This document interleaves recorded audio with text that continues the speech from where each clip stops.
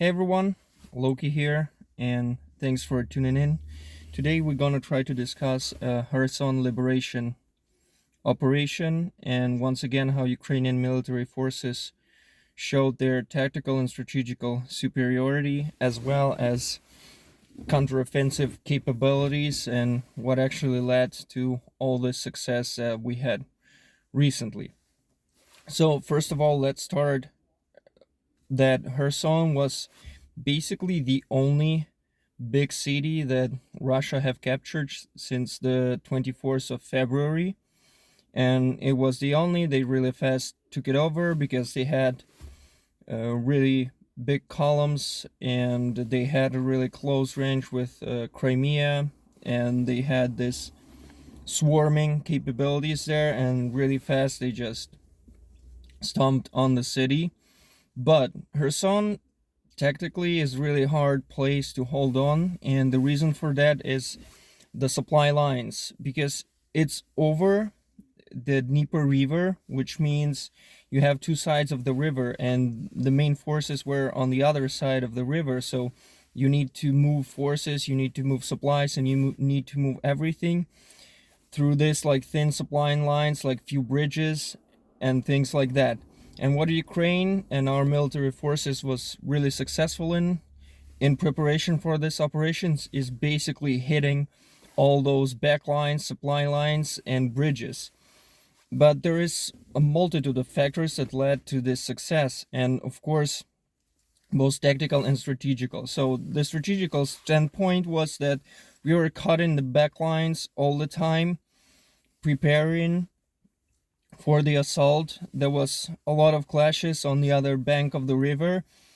Still, Russian forces were holding them on those positions, but Ukrainian advances used a lot of different tactics, like from fast raids, fast jumping in into the trenches, using artillery, aviation, and things like that.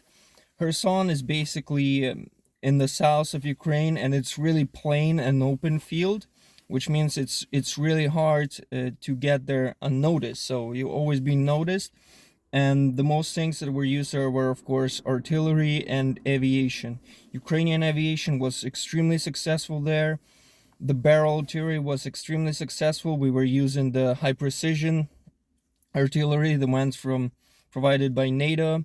We were using HIMARS and things like that, especially for the backlines, which led to a crisis on the other bank of a river for Russian forces, because they understood that they can't efficiently and fast enough supply their forces there with fresh reinforcements, with fresh supplies, both artillery shells and things like that. We also been working really good on the freshly arrived Russian militants and forces on the other side of the river. We get really precise in hitting those headquarters, coordination headquarters, and things like that. And the multitude of factors where Ukraine and our military forces were trying different approaches.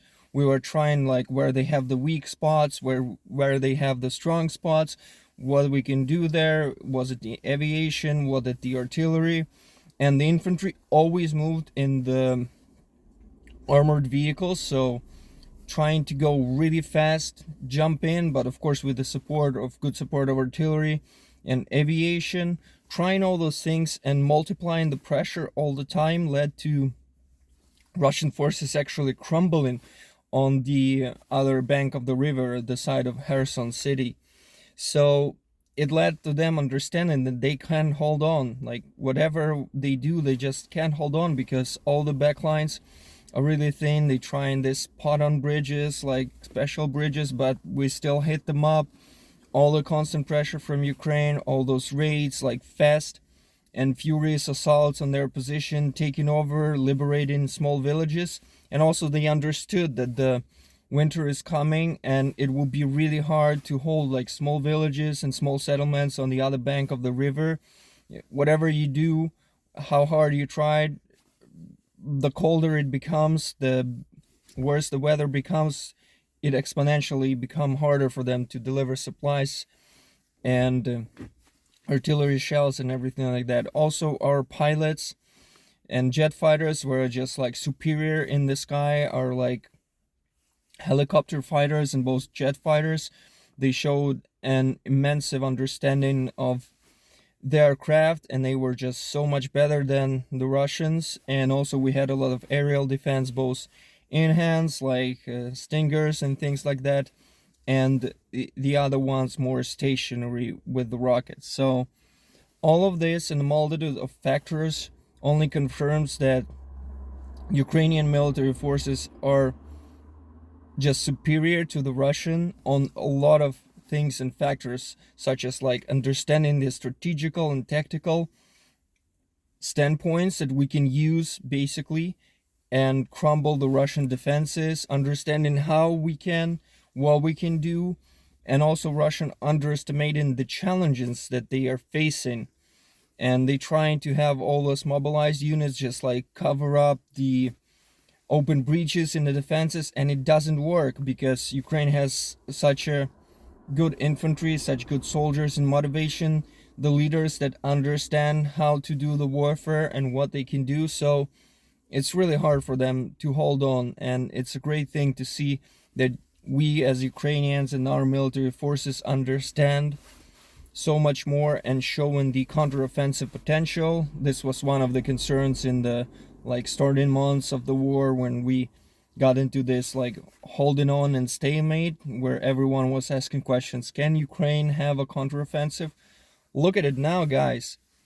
Kharkiv, Kiev, Chernihiv, Sumy, all of this, everything, and now Kherson, the south, just showing that Ukraine understands, and Ukrainian military forces is at its prime with the help of the native weaponry, high precision rockets, HIMARS, reactive artillery, barrel artillery, and armored vehicle. Ukraine just and military forces understands how to effectively use it, and understands how to gain a tactical and strategical benefits from it. So this is it.